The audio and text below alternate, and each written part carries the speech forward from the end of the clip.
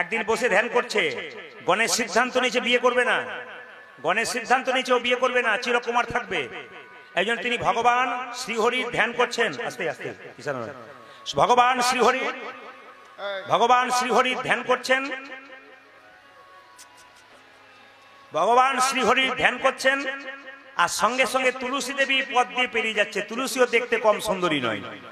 এখন দেখবেন মায়েরা যারা ভাবের ঘরে থাকে তারা কখনো হাসে কখনো কাঁদে, ভগবানের ভাবের ঘরে থাকে। তা গণেশজি যখন ভাবের ঘরে আছে হঠাৎ হেসে দিয়েছে, আর তুলসী মহারানী মনে মনে ভাবছে তাহলে আমাকে দেখে হাসলো বোধ হয়। এখন তুলসী কাছে গিয়ে মনে মনে ভাবলো গণেশকে একটু প্রেম নিবেদন করি, ভালোবাসি।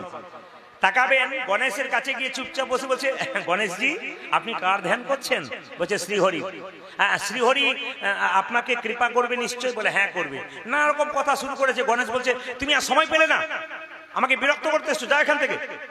সঙ্গে সঙ্গে তুলসী দেবী বলল, তোমার এত অহংকার, তোমার এত অহংকার, তুমি কি চাও? তুলসী দেবী চিৎকার করে বলল, আমি তোমায় ভালোবাসি, আমি তোমায় বিয়ে করতে চাই, তাই আমি তোমার কাছে এলাম। এখন গণেশ তো চিরকুমার থাকার ইচ্ছা করেছে, বিয়ে করবে না এর সিদ্ধান্ত নিয়েছে। যেই না বলেছে যে আমি চিরকুমার থাকতে চাই, আর তুলসী দেবী বলেছে বিয়ে করতে চাই, গণেশজি দাঁড়িয়ে অভিশাপ দিয়ে দিল, তুলসী তোমাকে অভিশাপ দিলাম, তুমি আমাকে বিয়ের প্রস্তাব দিলে, আমার চিরকুমার থাকার অটুট বন্ধন থেকে তুমি নষ্ট করলে, আমি তোমার অভিশাপ দিলাম তোমার অসুর দৈত্য স্বামী হোক। তুলসীর স্বামীর নাম কি হয়ে গেল? শঙ্কচূড় দত্ত। শুনবেন কথাগুলো। তুলসীর স্বামীর নাম হয়ে গেল শঙ্কচূড় দত্ত।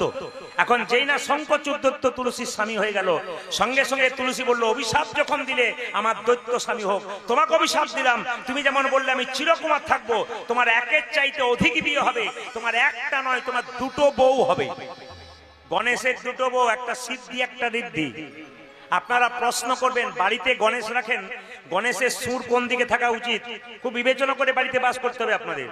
এই জ্যোতিষশাস্ত্র পরিষ্কার করে বলেছে, কীর্তন শুনতে এসছেন আপনাকে জানতে হবে কি গণেশ বাড়িতে রাখবেন, ব্যবসার জায়গায় রাখবেন, গণেশের সুর কোন দিকে হবে। এ খুব আশ্চর্যের ব্যাপার মায়েরা। সিদ্ধি হচ্ছে গণেশের ডান দিকে বসে থাকে, আর ঋদ্ধি গণেশের বাঁ দিকে বসে থাকে। এক ভদ্রলোকের যদি দুটো স্ত্রী হয়, ডান দিকে একজন বাঁ দিকে একজন, সেই ভদ্রলোকে কিন্তু সোজা তাকিয়ে থাকতে হবে। কেন বলুন তো?